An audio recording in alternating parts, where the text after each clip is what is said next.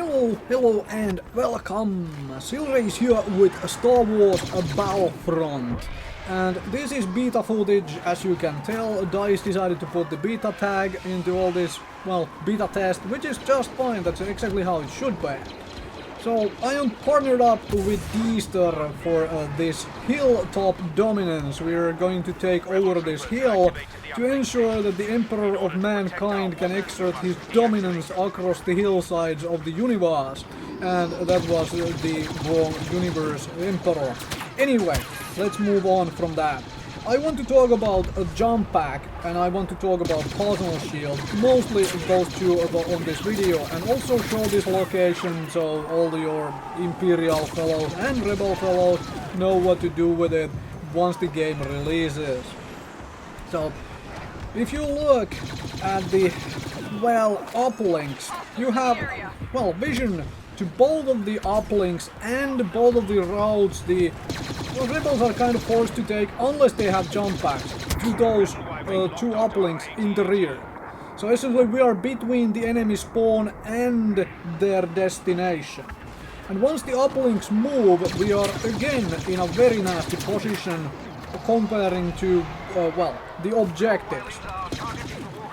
So, how do you get up here? You only get up here if you happen to have a jetpack. That is kind of insane.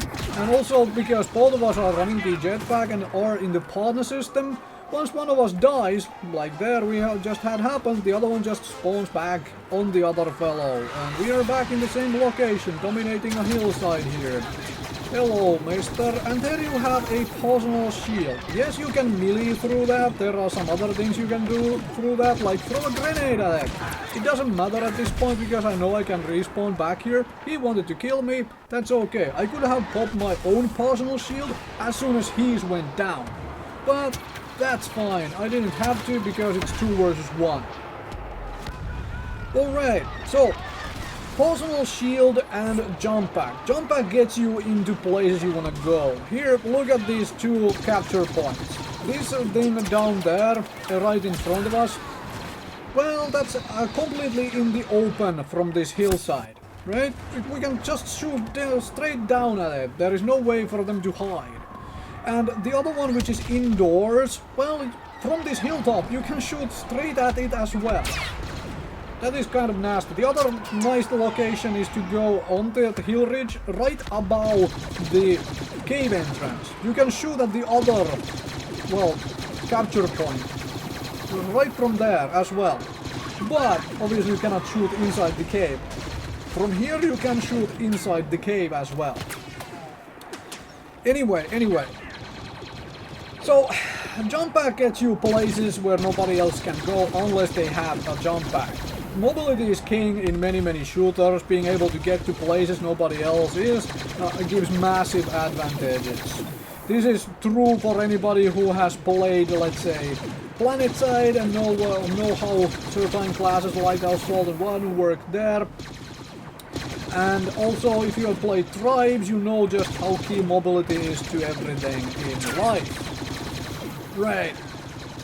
But the personal shield is what really allows you to get everywhere and get there alive.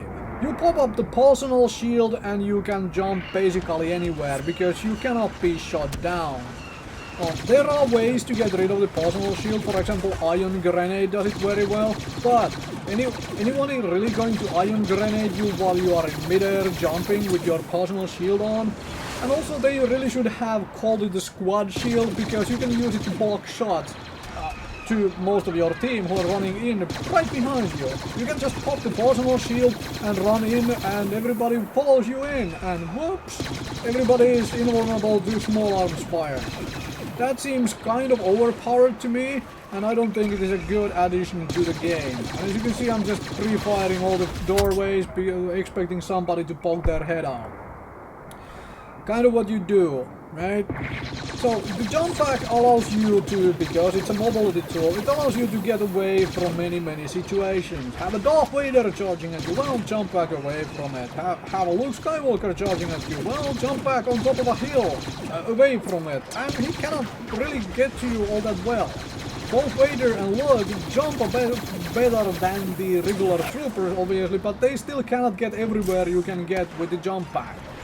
So that's only one example of what you can do with the jump packs and the, well, which allows you to use them in such a way as to avoid or engage in combat.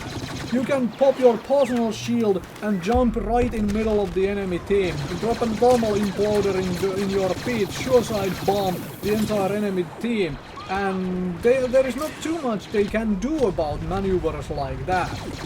So, in my honest opinion, the simplest fix to all of this is to put the jump pack into the same slot as the personal shield, so that both of them each charges and you have to select one or the other.